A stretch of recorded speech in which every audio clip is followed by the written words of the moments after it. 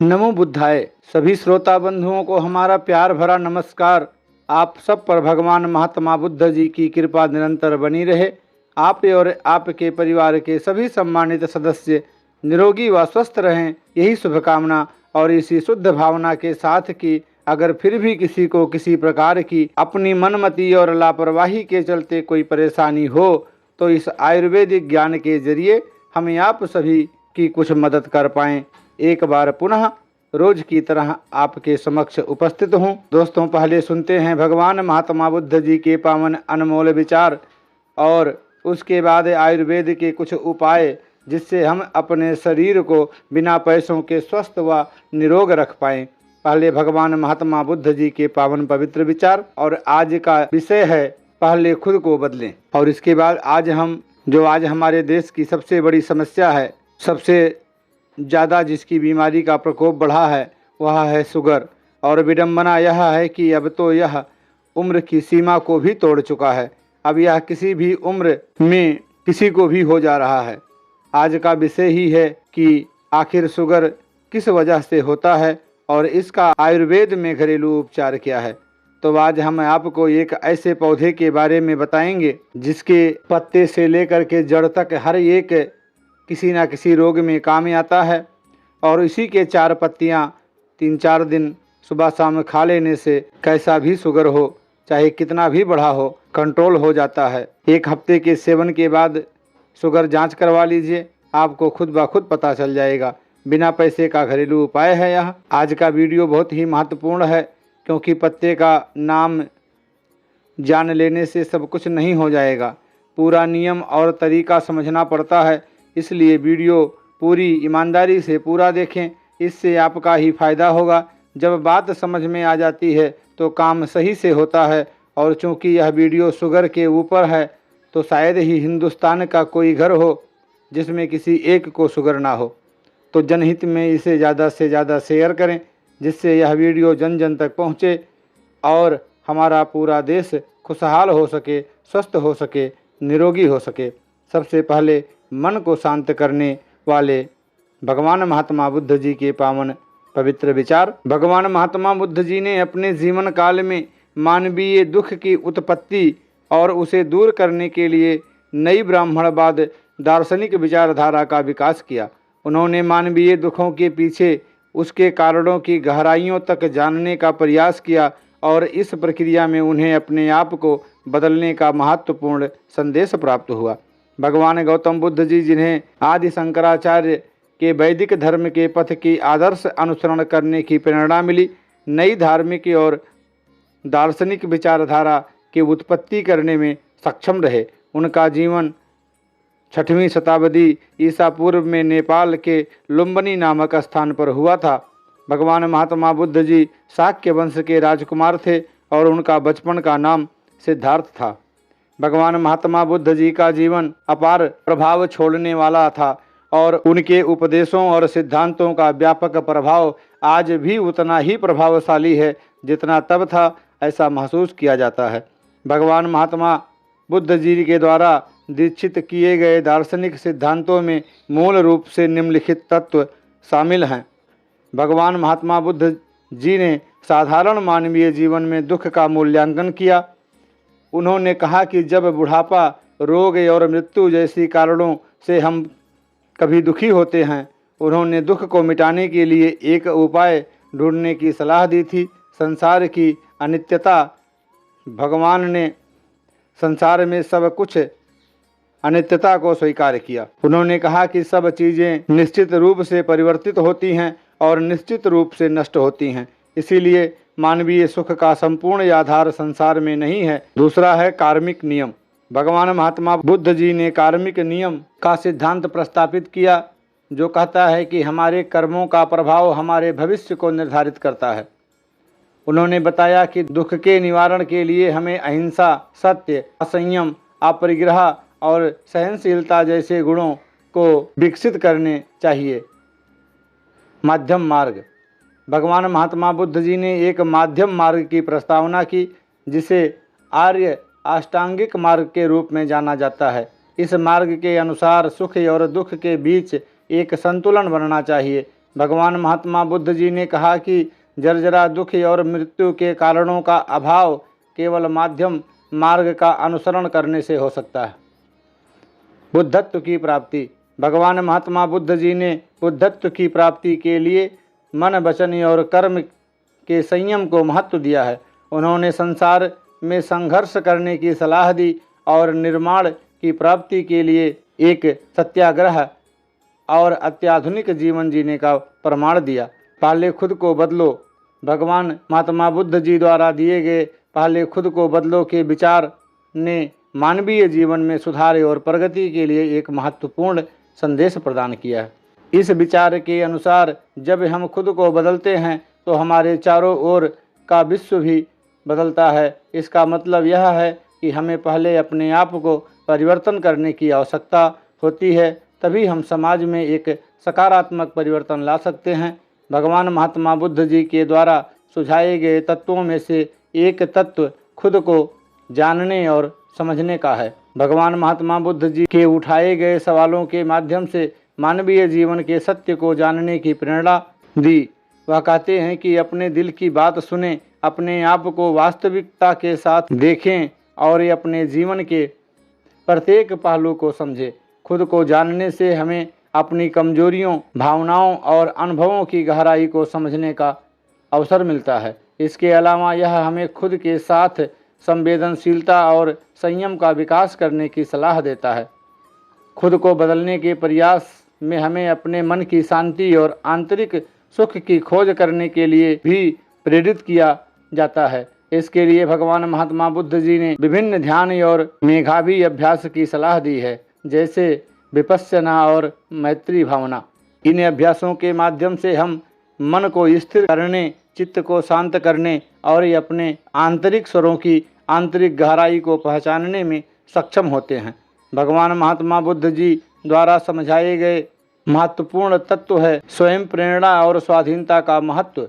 वह कहते हैं कि हमें खुद के साथ संपूर्ण जिम्मेदारी और स्वतंत्रता बनाए रखनी चाहिए, अर्थात हमें अपने जीवन के निर्णयों पर नियंत्रण रखने की आवश्यकता है और हमें अपने आप पर निर्भर करने की क्षमता का विकास करना चाहिए। अपने भविष्य की योजना बनानी चाहिए और अपने सपनों को प्राप्त करने के लिए कठिनाइयों का सामना करना चाहिए। जहां दूसरों को सहायता, सम्मान, प्रेम, समर्पण का अवसर मिलता है। दोस्तों, भगवान महात्मा बुद्ध जी के द्वारा प्रदत्त पहले खुद को बदलो के विचार ने हमें मानवीय जीवन के साथ ही मानवों के प्रति सहानुभूति, समझदारी और दया की भावना विकसित करने की प्रेरणा दिया है। यह हमें स्वयं के साथ निरंतर अंतरंग विकास और स्वतंत्रता के मार्ग पर ले जाता है। जब हम खुद को बदलते हैं तो हम समाज में सकारात्मक परिवर्तन ला सकते हैं और एक बेहतर और समृद्ध विश्व की ओर प्रदत्त कर सकते हैं। कहने का भाव है कि हम पहले अपने आप को बदलें। आप अपने आप की शक्ति को पहचानिए। आपके अंदर एक बहुत बड़ी प्रतिभा छुपी है, बहुत बड़ा ज्ञान छुपा है। इसी ज्ञान को निखारिए और उसका प्रदर्शन भी कीजिए। और जब आप अपने आप को बदलेंगे तो आपसे प्रभावित होकर दूसरे भी बदलेंगे। इसी तरह से धीरे धीरे एक एक करके पूरा देश, पूरा विश्व बदल जाएगा और सब अपना एक अलग पहचान बना लेंगे। इस मानव योनि में आकर बुद्धत्व की प्राप्ति कर सकेंगे। दोस्तों, भगवान महात्मा बुद्ध जी के इस पावन पवित्र विचार कि पहले खुद को बदलो, क्योंकि दास भी कहता है कि कहानी न बदली, फसाना न बदला, मेरे दिल का कोई तराना न बदला, अभी तक नहीं मैं बदल पाया खुद को, शिकायत है सारा जमाना न बदला। तो हमें ये देखने की ज़रूरत नहीं है कि समाज बदल रहा है कि नहीं बदल रहा है, लोग बदल रहे हैं कि नहीं बदल रहे हैं, हमारे आसपास पड़ोस वाले बदल रहे हैं कि नहीं बदल रहे हैं, क्योंकि उनके बदलने ना बदलने से हमारा कोई लाभ नहीं होगा।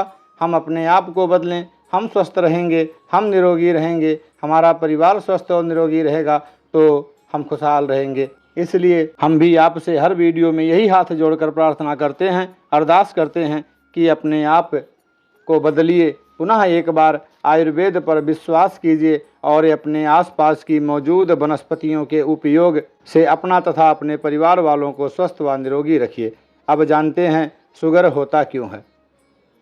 शुगर होने के कारण क्या हैं और इसका निवारण क्या है। अगर आप यह जान लेंगे तो जब उसका कारण पता चल जाएगा तो निवारण आसान हो जाता है। किसी भी बीमारी के जड़ तक जाकर जब उसका इलाज होता है तो वही अस्थाई इलाज कहलाता है। यही काम आयुर्वेद करता है, इसलिए इसमें समय लगता है पर बीमारी जड़ से समाप्त होती है। आज जैसा थंबनेल है कि शुगर की बीमारी के बारे में, तो आज हम जिस वनस्पति के बारे में आपसे बात करेंगे, जिस पत्ते की बात हो रही है, उस पेड़ का नाम है कसौदी। इसे कासमर्द के नाम से भी जानते हैं। इसका वानस्पतिक नाम है कैसिया ऑक्सीडेंटलिस और अंग्रेजी नाम है द नीग्रो कॉफ़ी। संस्कृत में इसे कासमर्द, कासारी, अरीमर्द, करकस और हिंदी में कसौदी। अब इस वृक्ष का पहले आप परिचय जान लें। कसौदी का झाड़ी नुमा पादप वर्षा ऋतु में खाली भूमि पर तथा कूड़े करकट में अपने आप उग जाता है। इसका एक और भेद पाया जाता है जिसे काली कसौदी कहते हैं। इसकी शाखाएं कृष्णलाभ बैगनी आभा लिए हुए होती हैं। मूल त्वक काली होती हैं जिससे जड़ जली हुई सी मालूम होती है। इससे कस्तूरी जैसी गंध आती है। अब इसके आयुर्वेदिक गुण, कर्म एवं प्रभाव जान लेते हैं। कसौदी वात, कफ, सामक एवं पित्त सारक है। बाह्य प्रयोग में यह कुष्ठघ्न तथा विषघ्न है। आभ्यंतर प्रयोग में यह दीपन, वातानुलोमन, पित्त सारक एवं रेचक है। यह आक्षेप शामक, वेदना स्थापक, कफघ्न, श्वासाहर, मूत्रल तथा ज्वरघ्न है। कसौदी के बीज रक्तज विकार, हृदय विकार, आक्षेप कारक तथा कुक्कुर काश में लाभप्रद होते हैं। कसौदी के पत्र आमाशयिक सक्रियतावर्धक होते हैं। कसौदी के बीज, पत्र एवं मूल विचेरक तथा ज्वरहर होते हैं। कसौदी की मूल मूत्रल एवं कालिक ज्वररोधी होती हैं। अब इसकी औषधीय प्रयोग, मात्रा एवं विधि जान लेते हैं कि ये कसौदी का वृक्ष किन किन रोगों में कैसे काम करता है। तो इसे ध्यान से सुनिए। यह सिर्फ शुगर के लिए नहीं, शरीर के बहुत सारे रोगों के लिए मुफ्त का इलाज है। और अगर आप इस वीडियो में इसकी जानकारी पूरी जान लेंगे तो अपने और अपने परिवार को, अपने आस पड़ोसियों को कई सारी बीमारियों से बचा सकते हैं बिना एक पैसा खर्च किए। तो सबसे पहले जानते हैं ये नेत्र रोग में काम करता है। अब नेत्र रोग में ये कैसे काम करता है कि कसौदी के ताजे पत्र स्वरस को सुबह शाम एक एक बूंद आँखों में डालने से तथा आँखों पर पत्तों को बांधने से नेत्रशूल, लालिमा तथा शोध का शमन होता है। अब ये कर्ण रोग में काम करता है। कर्ण रोग के लिए कैसे इसका उपाय करना है कि कसौदी के पत्तों का रस या उसमें दूध मिलाकर गुनगुना कर कान में 2-4 बूंद टपकाने से कर्ण वेदना का शमन होता है। ये गंडमाला में भी काम करता है। 10 ग्राम कसौदी के पत्ते में 2-4 नग काली मिर्च पीस कर लेप करने से गंडमाला के घावों का शोधन तथा रोपण होता है। या स्वर भेद में कसौदी, बड़ी कटेरी तथा भृगराज के क्वाथ से पकाए हुए रस का उसमें 5 ग्राम का सेवन करने से वातज स्वर भेद में लाभ होता है। कफ, ज्वर एवं सांस रोग में ये बहुत बढ़िया काम करता है। 10-15 मिलीग्राम कसौदी पत्र स्वरस में 2 चम्मच मधु मिलाकर सुबह शाम सेवन करने से कफज, ज्वर व श्वास में लाभ होता है। कसौदी की 8 से 10 ताजी फलियों को भून कर खाने से भी इसका शमन होता है। कसौदी के बीजों का चूर्ण, छोटी पिपली तथा काला नमक को समभाग लेकर खरल करके 250 मिलीग्राम की गोलियां बनाकर प्रातः या रात्रि में 1-2 गोली मुंह में रखकर चूसने से कफज, काश तथा श्वास कष्ट, कठिनता से सांस आना में लाभ होता है। प्रत्याशय, नासा रोग तथा विशेष रूप से नासारंध्र अवरोध की दशा में कसौदी पत्र स्वरस की 1-2 बूंदों को नाक में टपकाने से लाभ मिलता है। श्वास रोग के रोगी के लिए कसौदी के पत्तों का शाक अत्यंत लाभकारी है। काश में 1 से 3 ग्राम कसौदी बीज चूर्ण को गर्म जल के साथ प्रतिदिन 3 बार सेवन करने से काश में लाभ होता है। हिचकी में कसौदी के 10 ग्राम पत्रों अथवा पंचांग को 400 मिलीलीटर पानी में पकाकर चतुर्थांश शेष रह जाए तो 10 से 30 मिलीलीटर क्वाथ में शहद मिलाकर सेवन करने से हिचकी, काश तथा श्वास रोग में लाभ होता है। हिक्का तथा श्वास, कासमर्द के पत्तों का जूस बनाकर सेवन करने से हिचकी तथा दमा में लाभ होता है। कासमर्द पत्र, भृंगराज पत्र, वार्तक तथा काली तुलसी के पत्रों को समान मात्रा में मिलाकर कूटकर स्वरस निकाल लें। 5-10 मिलीलीटर स्वरस में मधु मिलाकर पीने से कफज कास में लाभ होता है। पेट के कीड़े में भी ये काम करता है। कसौदी के 20 ग्राम पत्तों को 400 मिलीलीटर जल में पकाकर चतुर्थांश शेष क्वाथ रह जाने पर 10 से 25 मिलीलीटर मात्रा में पिलाने से सूत्र कृमि तथा अन्य उदरगत कृमि नष्ट हो जाते हैं। जलोदर में भी ये फायदा करता है। 10 ग्राम कासामर्द की जड़ को नींबू के रस में पीसकर उदर तथा बस्ती प्रदेश पर लेप करने से जलोदर में लाभ होता है। इसके साथ ही 2 ग्राम मूल चूर्ण को मट्ठे के साथ दिन में 1-2 बार सेवन करें।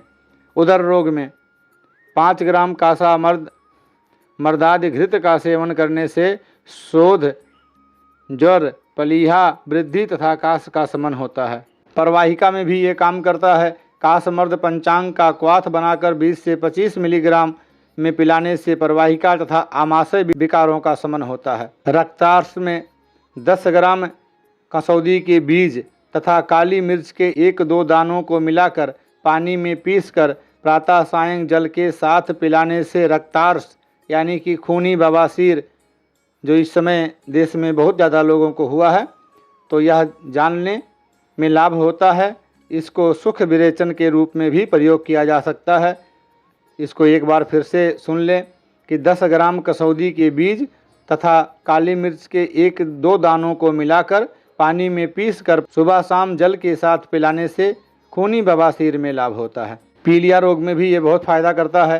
कासमर्द के 5 ग्राम पत्तों को 2 से 4 नग काली मिर्च के साथ पीसकर छानकर सुबह शाम पिलाने से पीलिया रोग में लाभ होता है। मूत्र विकारों में ये बहुत लाभ करता है। 10 से 20 मिलीग्राम मूल क्वाथ को दिन में 2 से 3 बार पिलाने से मूत्र त्याग में कठिनता, मूत्र का ना आना, ज्वर, शोध, विष तथा मूत्र विकारों में लाभ होता है। यह प्रसवों के लिए भी बहुत लाभदायक है।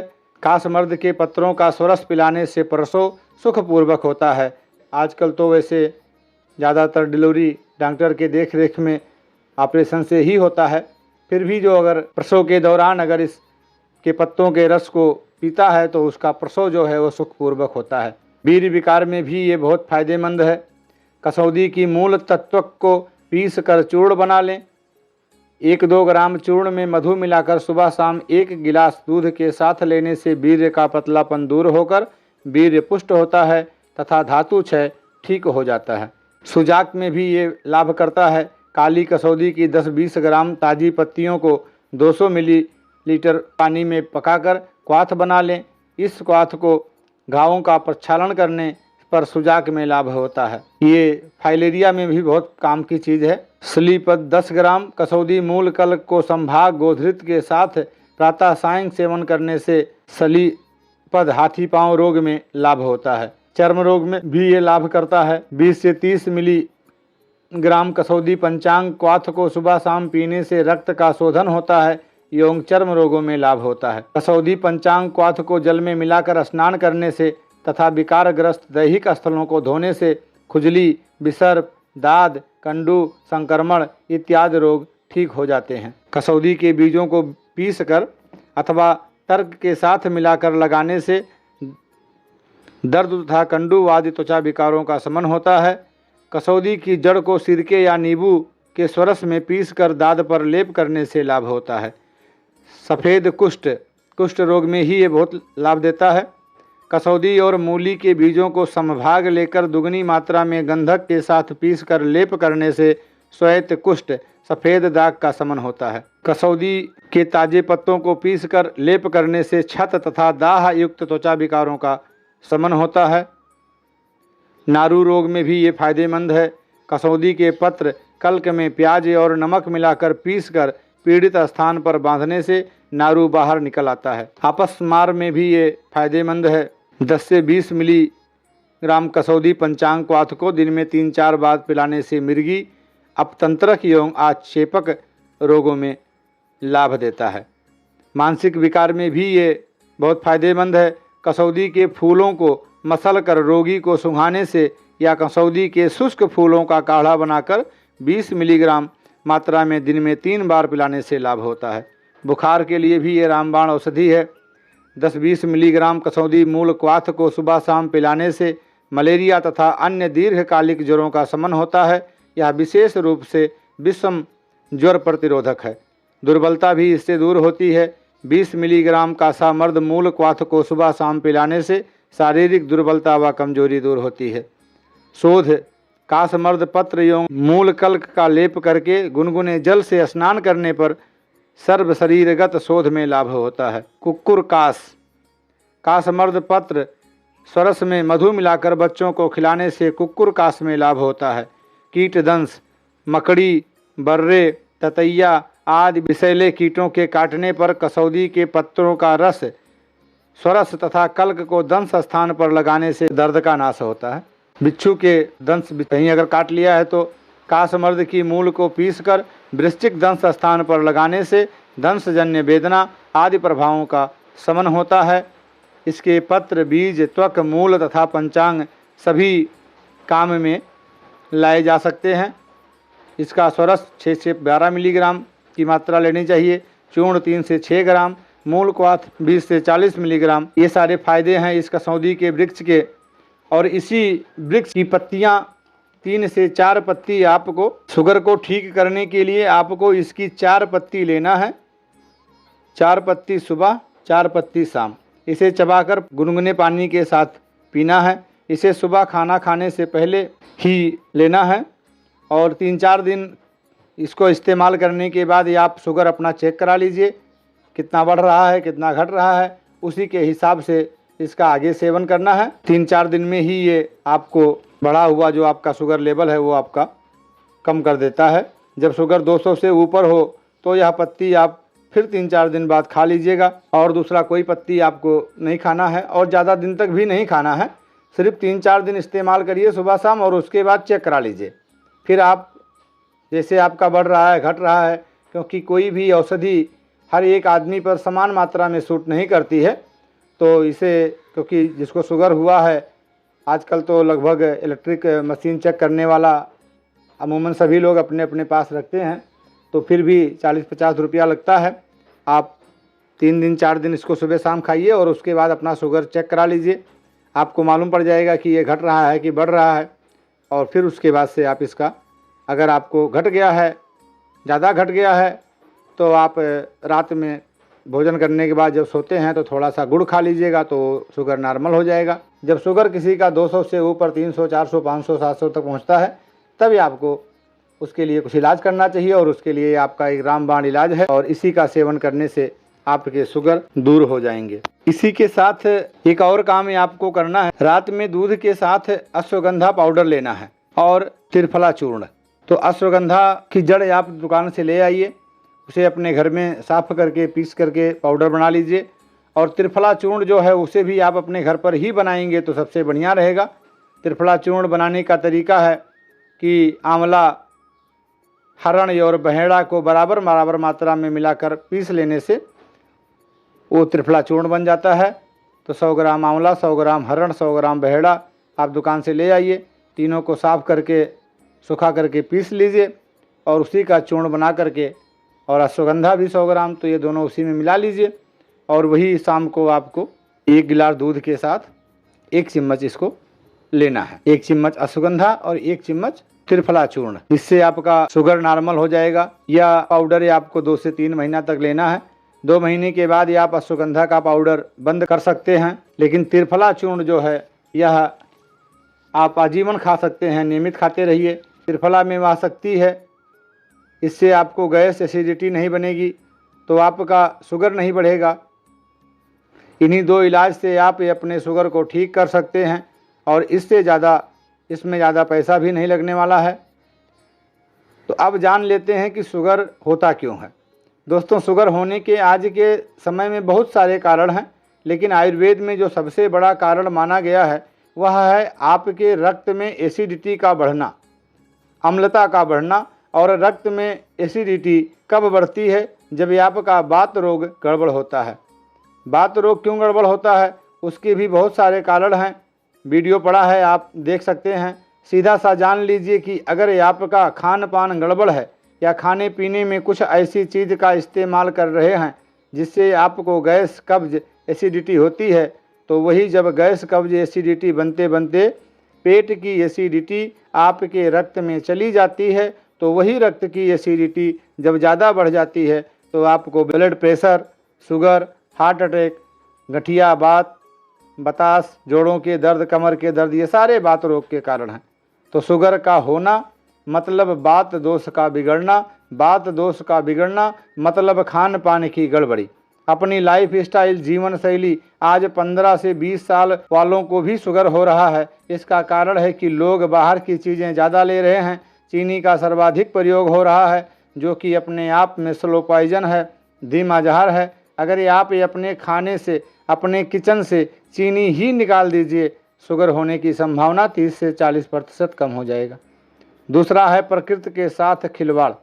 हम अपने जीवन शैली में बदलाव कर दिए हैं। जब सोना चाहिए तब रात में 12, 1, 2 तक जागते हैं, और जब उठना चाहिए ब्रह्म मुहूर्त में 3 से 5 तक तब सोते हैं। इसलिए शरीर को वह पोषक नहीं मिल पा रहा है प्रकृति से जो उसे चाहिए, क्योंकि हमारा शरीर प्रकृति से बनी है, तो वह खुद अपने पोषक तत्व प्रकृति से ग्रहण कर लेती है, पर इसे आप जोड़ते ही नहीं। इसलिए प्राकृतिक नियमों का पालन करें। शुगर क्या कोई भी बीमारी नहीं होगी। ब्रह्म मुहूर्त में 3 से 5 बजे तक उठ जाइए। उठने के बाद अपने दोनों हाथों को आगे रख करके उसका दर्शन करिए। उसमें सभी देवी देवता वास करते हैं। और उसके बाद अपने आराध्य जिस भी भगवान में आपकी आस्था है और अपने गुरुजन से एक नई सुबह के लिए आशीर्वाद मांगिए, धन्यवाद दीजिए उनको एक नया जीवन दान देने के लिए। और उसके बाद फिर दोनों हथेलियों को रगड़ करके अपने चेहरे पे लगाइए। अपने मुख के लार को अपनी आँखों में काजल की तरह लगाइए। उसके बाद उठिए, 2 से 3 गिलास गुनगुना पानी पीजिए, नित्य क्रिया करके निकल जाइए मॉर्निंग वॉक पे। 2 किलोमीटर, 3 किलोमीटर, 4 किलोमीटर जितना चल सकते हैं उतना चलिए। आइए आराम से सुखासन में बैठ करके अनुलोम विलोम कपालभाति कीजिए। सूर्य की धूप खाइए 15 से 20 मिनट, वहीं बैठ करके मेडिटेशन करिए बैठे बैठे ही। इतना सब करने के बाद ये 2 घंटा समय अगर आप अपने जीवन शैली में थोड़ा सा बदलाव करके शरीर को देंगे, यकीन मानिए पूरी ज़िंदगी आपको कोई बीमारी नहीं होगी, बुढ़ापा आपको छू नहीं पाएगा। कहना मेरा काम था, बताना मेरा काम था, मानना ना मानना आपकी अपनी मर्जी है। जो भी इसमें से अच्छा लगे उसे ग्रहण करिए, क्योंकि sugar, heart attack, blood pressure एक दिन में नहीं होता, या धीरे धीरे शरीर में जमता रहता है, और जब वह अपने आप को मजबूत कर लेता है तो आपके शरीर को गिरा देता है। शुगर होने की सबसे बड़ा कारण है पेनक्रियाज का डिस्टर्ब होना। पेनक्रियाज क्यों डिस्टर्ब होता है?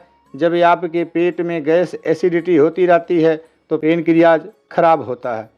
इसलिए बस अपने खान पान में सुधार कीजिए, अपने लाइफ स्टाइल जीवन शैली में सुधार कीजिए, स्वस्थ रहिए, मस्त रहिए। इसी शुभकामना के साथ कि आप सभी स्वस्थ और निरोगी रहें। इस वीडियो में अगर कुछ आपको अच्छा लगा हो तो उसे ज़रूर अपनाएं, शेयर करना ना भूलें, और स्वस्थ रहें, मस्त रहें। इस खूबसूरत दुनिया का, इस दुनिया के खूबसूरत नज़ारों का भगवान महात्मा बुद्ध जी की कृपा से भरपूर आनंद लीजिए। और जितनी सांसें मिली हैं हमें इस जीवन में, खुशहाल ज़िंदगी जिए, स्वस्थ और निरोगी रह करके। उसके लिए एकमात्र साधन है जो प्रकृति ने स्वयं हमें दी है, वह है वनस्पतियों का उपयोग, आयुर्वेद का उपयोग। आयुर्वेद अपनाइए, निरोगी रहिए, स्वस्थ रहिए। मिलते हैं एक नई जीवन उपयोगी प्रेरणादायक कहानी के साथ अगले वीडियो में। नमो बुद्धाय।